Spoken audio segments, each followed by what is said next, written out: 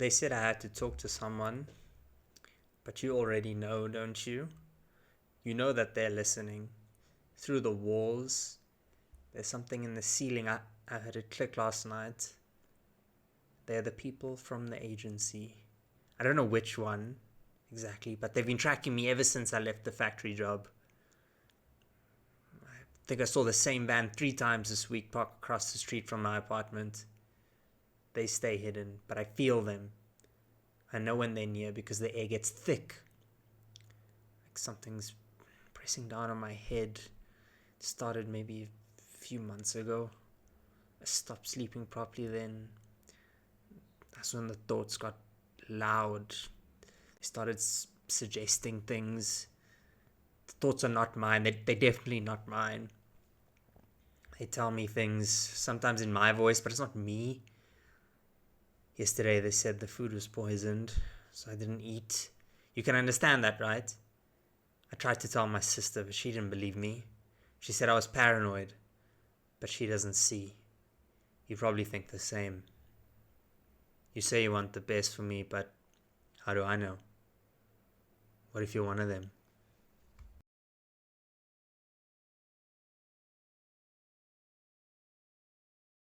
Reality.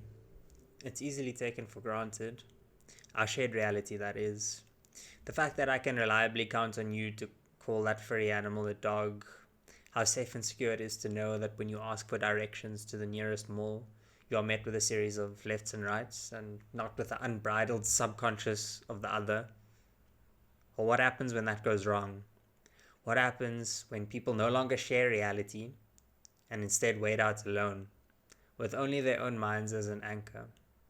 It is very disturbing and unsettling for those of us that engage in shared reality.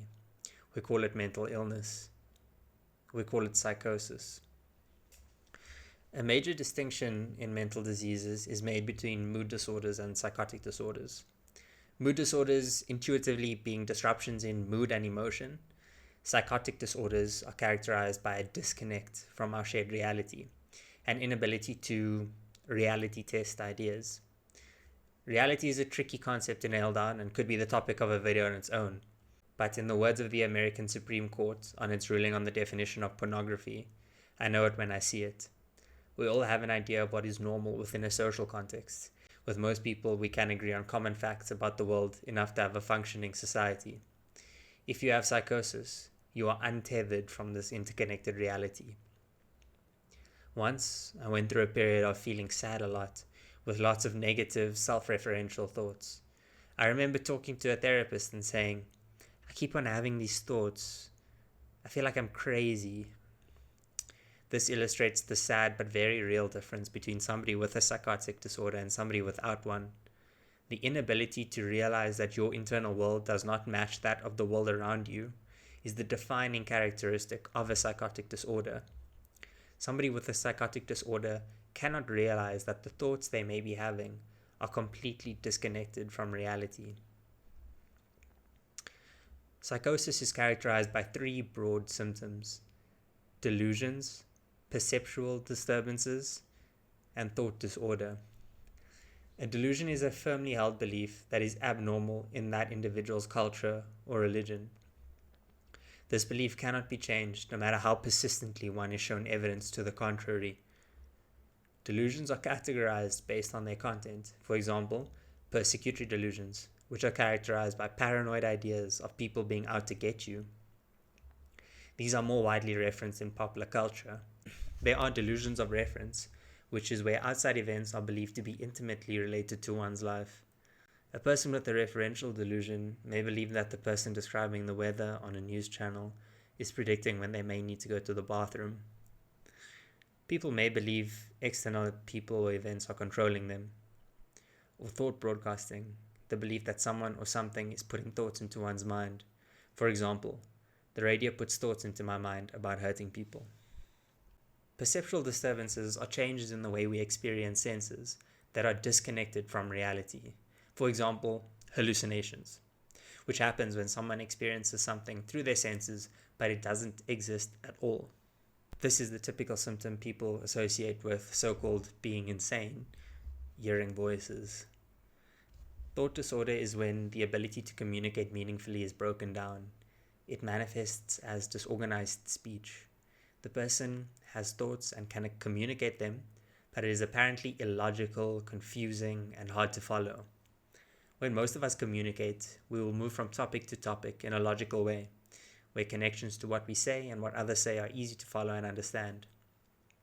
A thought disorder is the malfunction of this clear communication. An example of a thought disorder includes loosening of associations, where somebody may speak, but each topic seems barely related to the previous one. Schizophrenia is the prototypical psychotic disorder. It is a lifelong mental illness characterized by psychosis. Schizophrenia is diagnosed if someone has psychotic symptoms for a long period of time and there's nothing else causing it, like drugs or a medical condition. Plus, these symptoms significantly affect their work, social life, or ability to take care of themselves. The generally accepted criteria for defining the disease comes from the Diagnostic and Statistical Manual of Mental Disorders, 5th edition, better known as the DSM-5. The DSM is the go-to for the diagnosis and categorization of mental health disorders. The 5 major symptoms of schizophrenia are delusions, hallucinations, disorganized speech, grossly disorganized or catatonic behavior, and negative symptoms. The most common hallucination experienced by a person with schizophrenia is auditory hallucinations, i.e., hearing things that aren't there. This is usually in the form of hearing voices, and those voices are usually 2 different, unknown voices talking to each other about the person. I'd like you to pause and let that sink in. These individuals hear voices in their head, as clear as you or I would hear anybody we are speaking to, talking to each other about them, often saying upsetting and disturbing things about them. In South Africa, where I live, and other places in the world, mental illness and homelessness are closely related, for many self-evident reasons. These individuals struggle to find work, often ostracized by their families, and may use drugs, which are rife in homeless communities, and make their mental illness worse.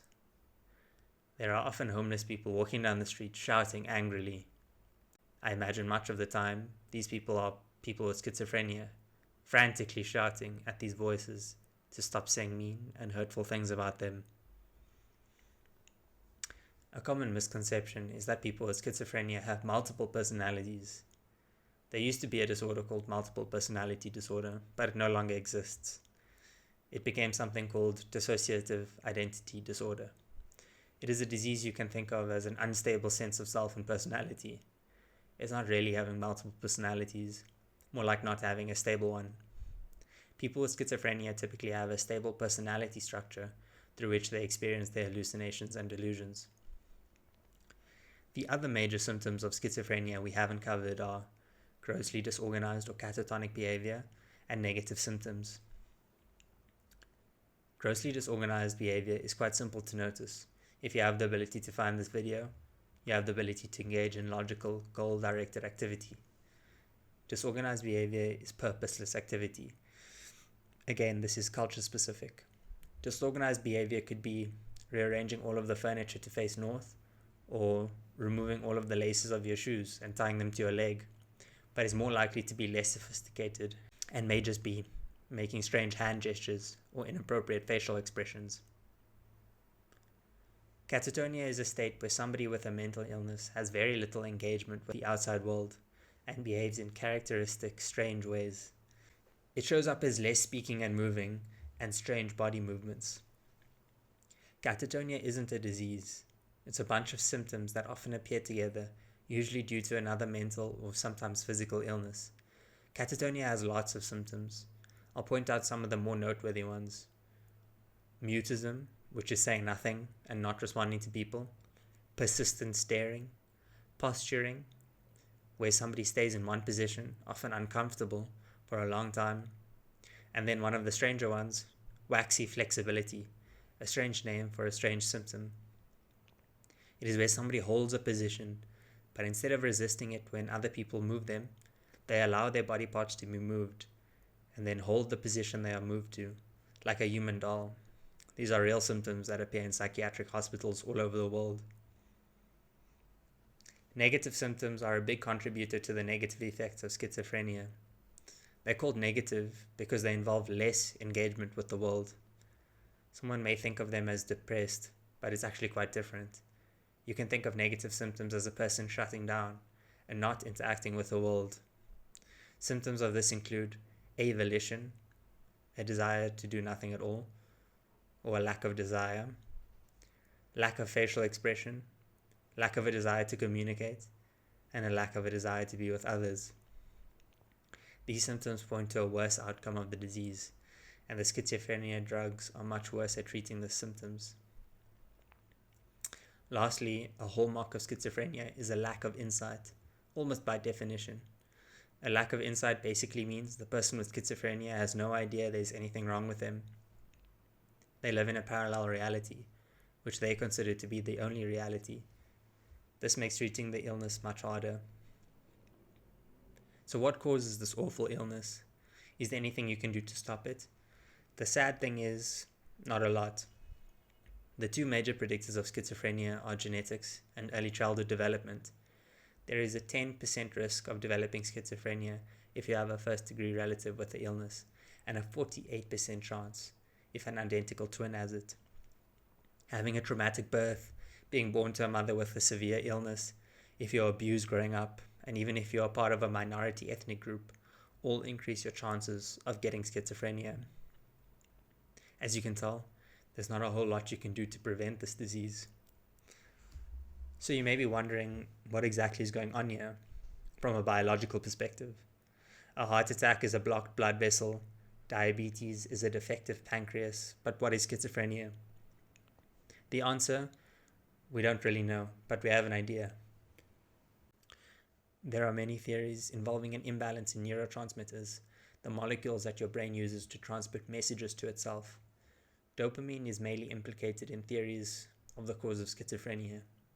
You may know dopamine as the brain's reward molecule, but it is also involved in movement and recognizing patterns in the world. To oversimplify it, there is an imbalance of dopamine in someone with schizophrenia's brain, so they have abnormal pattern recognition and abnormal behavior. Negative symptoms come because there is not enough dopamine in the part of the brain involved in normal goal-directed activity, such as making a cup of tea. All of this results in a person that makes connections between things that do not exist, which is a delusion, and behaves in a way that is disconnected from the world around them. Since you can't prevent schizophrenia, what can you do to fix it? The mainstay of treatment are medications called antipsychotics. Think of the treatment of schizophrenia as a pyramid, and the base of the pyramid is taking antipsychotics. Without this, people with schizophrenia are not able to be helped. Therapy does not help with schizophrenia because a hallmark of the illness is a complete disconnect from reality. The antipsychotic drugs I mentioned decrease the amount of dopamine in the brain, resulting in less psychotic behavior. A big side effect of the first antipsychotic drugs is abnormal movement. As I said earlier, dopamine is intimately linked to movement. Once you have the right drug in the right amount, you can use other forms of treatment to support the person with schizophrenia, such as individual therapy, group therapy, cognitive behavioral therapy, and social and vocational training, all to support the person affected to integrate as best as possible and to promote taking their medication. If it's not obvious already, schizophrenia is a really, really difficult disease for many reasons. It starts when someone is quite young, generally in their 20s, and results in a complete disconnect from reality, meaning someone is unable to work, have interpersonal relationships, and take care of themselves. Essentially, they are completely disconnected from the social world around them. On top of all of this, people don't even know they are sick. Once you do manage to begin treating the disease, generally in a hospital, only 20% of people have a favorable outcome. Many patients relapse due to poor social circumstance, poor support, and poor insight into the disease. Every time they relapse, their baseline level of functioning gets worse and worse. They are less and less able to function in society. 5% of people with schizophrenia will die by suicide and 20% will attempt it in their life. These are staggering statistics that point to the suffering the disease causes in the lives of the people that have it and even to their relatives. Next time you see a homeless person muttering to themselves on the street, you may have a better understanding of what they're going through. Thank you for watching this video. I hope you found it useful. If you did, consider liking and subscribing for more content on psychiatric topics.